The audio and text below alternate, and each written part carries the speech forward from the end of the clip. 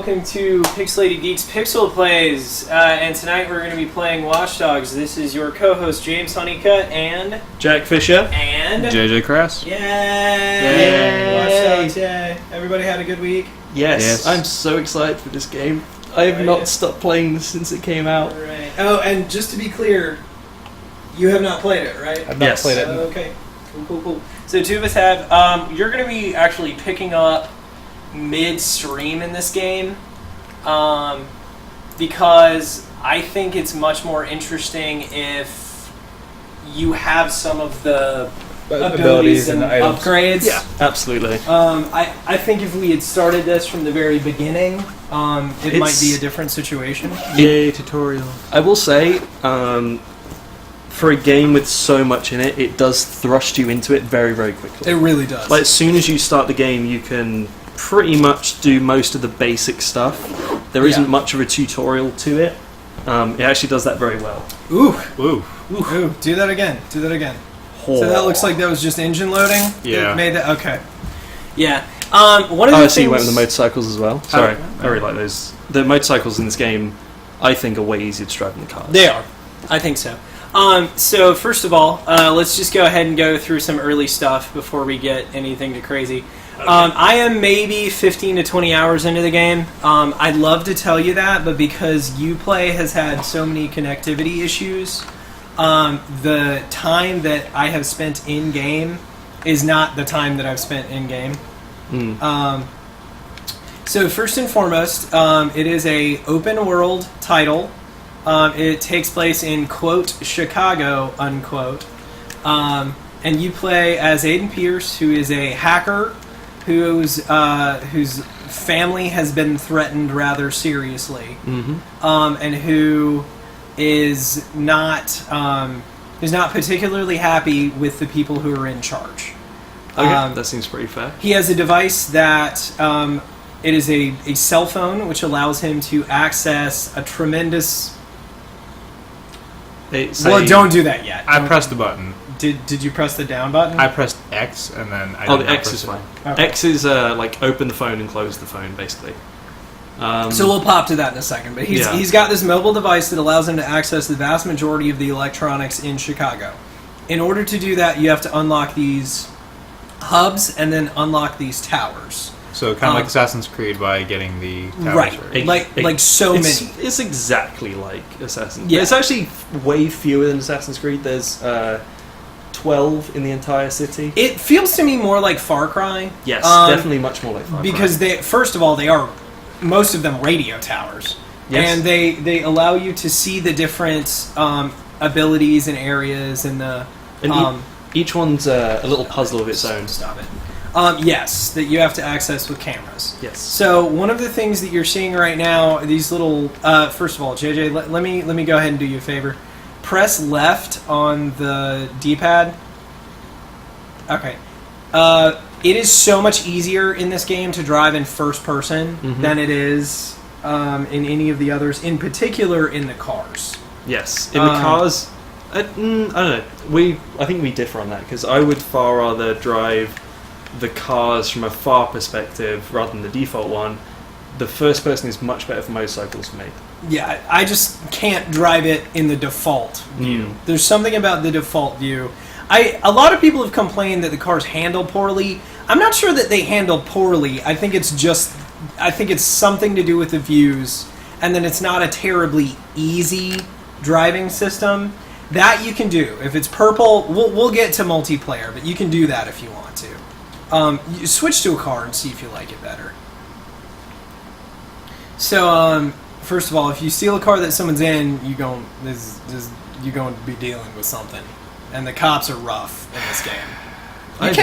You can. I've never been chased by the police after stealing a car. Really? Yeah, even from people. Okay. No one I have seems this to care. on realistic, by the way, so I don't know if that makes a difference. I don't have the realism one yet. I'm going to do the second playthrough for realistic. You can't take 2 bullets in realistic. And in realism, is there like a charge your phone minigame? No, but oddly enough, they actually deal with phone charge in this. The number of things that you can hack in a certain span of time is limited by how many chunks of battery that takes, and it charges at a set rate. There is an upgrade that allows you to charge faster. So essentially, you tap the X button. Just tap it. And tap it again. Okay. So you see the difference between those two? When you have it away, you can't hack anything. When you have it out, press and hold to hack. And a number of things can happen. You'll either get a text conversation, you'll get a video conversation, you'll get access to a crafting component, or you will get money that you can access. Like you steal from their bank accounts. Right. And sometimes, which is really fun, by the way. Especially if you feel bad. Like every now and again, so it'll come up with one that's like, it'll be single parent or foster child. I'll be like, steal the $80. Yeah. I feel really bad afterwards, but oh well. Most of the hacks that I've run into are like volunteers at homeless shelters and stuff like that. Yes. The game does an incredibly good job, by the way, of making you feel uncomfortable. Yes. In many ways. Now, if I enter this car, will it set off the alarm? No, not at all. Because initially, yes. But there's an upgrade that will allow you to do it without setting the alarm off, and I have that. Yeah. It's, some of the upgrades are very specific, but very useful. Yeah. That one in particular, I found. I like that little car. And feel free to play with the different views. The views in the car, there are more. There's this one, which is the ground level. There's Is one there a that's handbrake? Yes, that's B. Okay, see, actually, I like that view. The hand and everything. I do too. I find this the easiest to drive in. Now, I don't get in a lot of cop chases because I've largely played this game like a stealth title, which I've actually found to be quite easy. You get in less fights, and the cops are just awful in this game. Oh my god, they are brutal. Well, Chicago cops. I don't even know if it's that. They are just... They're really good. They're incredibly hard to shape. Yeah. That's what I'd say. Like, especially once you get... later on in the game, when you get a higher wanted rating, or a higher heat level, as they call it in this game, you get helicopters chasing after you. And those are a real pain. They are so annoying. Because they might be controlled by... Sorry, they might be controlled by people on the OS. On the CTOS sometimes app. they are. But you know when they usually are, like that. Yeah. And it will tell you if someone invades it. Now, JJ, something I did want to give you a heads up about that makes it a little easier to drive. There is a bullet time mode in this game that you can engage when you are in first person or driving, and you just click the right stick. Yeah. And so that can make it easier to avoid a crazy collision right before it happens. Or you might get into a wall. Yeah, that might also I think you might have been distracted by the graffiti. I like how you can hide in the car. Yes, that's good against helicopters. There is a stealth driving mechanic that is very interesting. Lowered seat, lean back. But it is actually pretty useful in the cop chases. The couple of times I have gotten away from the cops, I've done that. Now, just focus in on that camera really quick, any of them, because I want to show you this mechanic here. So go ahead and access it. You just press and hold. And now you can look around. Everything that you can do in first person, and note, he's blurred out. That's awesome. Yeah. Everything you can do in first person, you can do in this view. You can hack people's phones. Now, find another camera to look at. Oh, any of them? There we go, on the left. Yeah. And you can switch between them to a certain range. You can basically dance around the city. Very useful. Yeah, incredibly useful. And especially if you're being hacked, or if you're hacking someone. If you know where they are, and you can get to a camera that's within their range, you can do that if you want to. Now, that would have killed someone if they were too close to it. And it would have incapacitated someone if they were outside the lethal range, but inside that range. You can frequently use that to sort of throw off the... there's essentially a cop faction. There is a security guard faction, and they're a very militant security company. And then there is a civilian faction.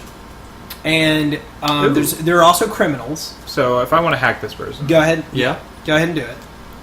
So now, you've collected $5,620, and you actually get that money when you go to an ATM.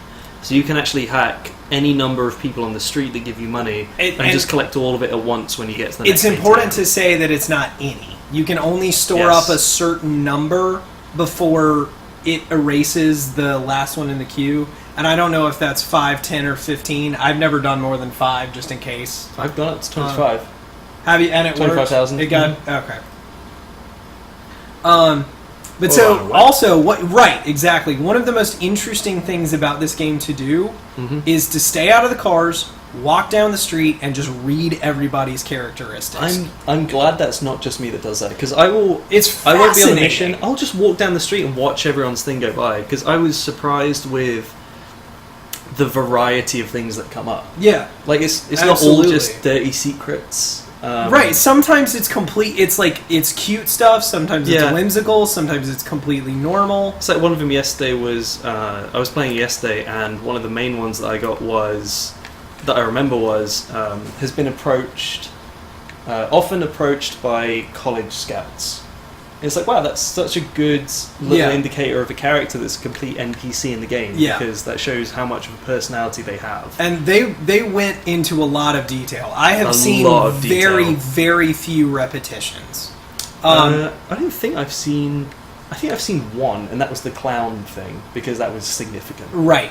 Oh, incidentally, it's important that we establish for our viewing public that one of the new things that we're going to be doing for this stream, we're going to have little things, and depending on what game we're playing, it might be a challenge, it might be just a rule of operation or something like that. But tonight, we have 3 very special rules.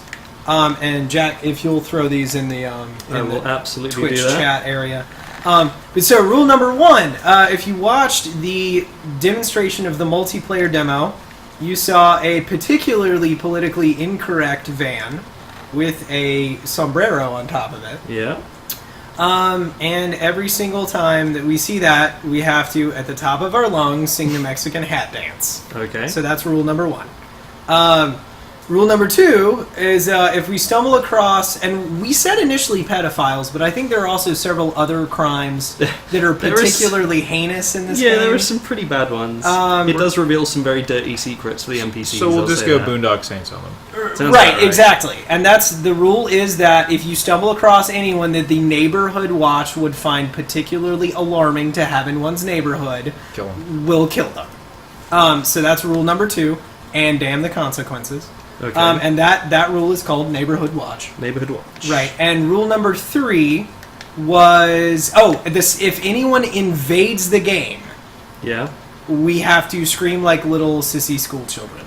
Stranger Okay. danger. Yeah, and that's called stranger danger. Okay. Now, at some point this will happen. But in order to get invaded, I think the highest possibility of being, you should do that. Really, let's see some of the multiplayer elements. Okay. So this right here, I really like the multiplayer, I have to say. Just It's before we go amazing. into it, I'm so...